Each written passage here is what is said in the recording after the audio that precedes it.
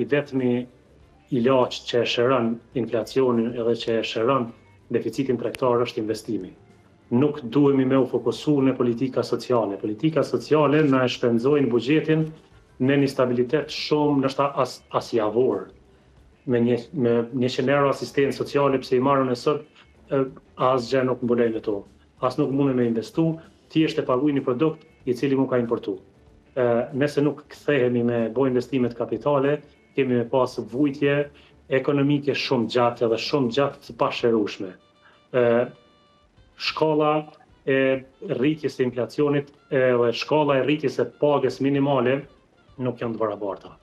Paga minimale po rritet, po na vjen jemi në prag korrikut ku kemi me shku te paga minimale 500 euro, po shkalla e inflacionit nëse mohet 6.7, në pagën aktuale i bjen rreth 32 euro është trajtimi në muj, kur gjos kemi me mërrime mbuluas me këtë pagë minimale.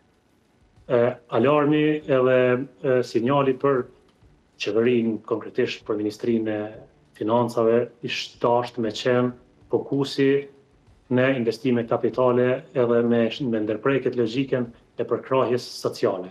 Na dëmton shumë përkrahja sociale, e përsërita disa herë, po është ushqys i deficitit tregtar dhe ushqys i inflacionit.